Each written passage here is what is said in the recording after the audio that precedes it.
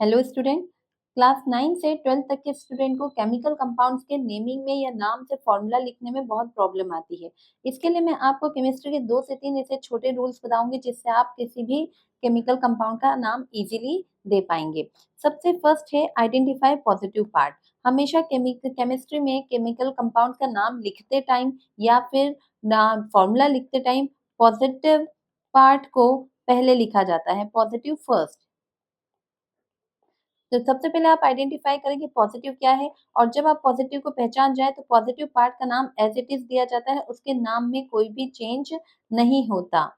No change in positive part. जैसे अगर sodium है तो इसको हम सिंपली सोडियम ही लिखेंगे, और पोटेशियम है तो उसको पोटेशियम ही लिखा जाएगा, इसके नाम में कोई भी चेंज नहीं होता। उसके बाद आप इससे लिखेंगे सेकंड में नेगेटिव पार्ट।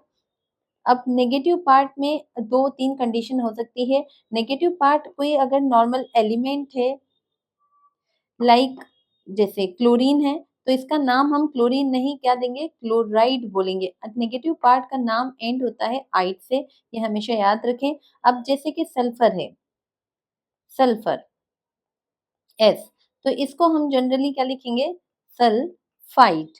पर अगर सल्फर में कोई ऑक्सीजन जुड़ा है ना, कभी कभी नेगेटिव पार्ट में ऑक्सीजन जुड़ा होता है, ऑक्सीजन भी हो सकता है नंबर में अलग अलग हो। तो अगर कभी जैसे SO3 या SO4 का एग्जांपल लेते हैं, अगर SO3 है या फिर SO4 है तो कम ऑक्सीजन वाले का नाम एंड होता है ITE से, और ज्यादा ऑक्सीजन वाले का नाम एंड होता है ATE से। तो इसको अब हम बोलेंगे सल्फाइड एंड इसको बोलेंगे सल्फेट। अब ये वाला जो क्वेश्चन है ये मैंने लिया है 9th के साइंस टेक्स्ट बुक से।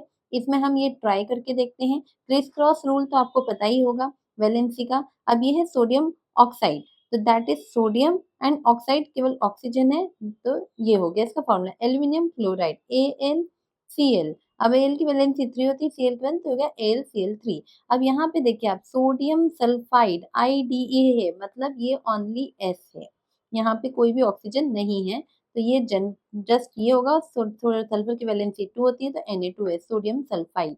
मैग्नीशियम हाइड्रोक्साइड MgOH, और मैग्नीशियम की वैलेंसी 2, तो ये हो गया 2।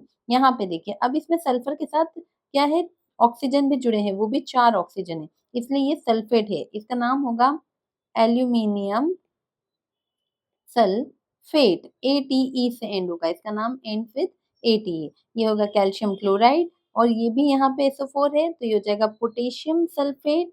और ये देखिए नाइट्रोजन में भी 2 तरह के होते हैं, एक में अगर केवल नाइट्रोजन होता है तो आता है नाइट्राइड, अगर NO2 आता है तो होता है नाइट्राइट, और अगर NO3 आता है तो होता है नाइट्रेट। ये 3 तरह के। तो यहाँ पे NO3 है, दैट मीन्स इसमें ज्यादा ऑक्सीजन है, तो पोटेशियम नाइट्रेट, और होता है कैल्शियम कार्बोनेट।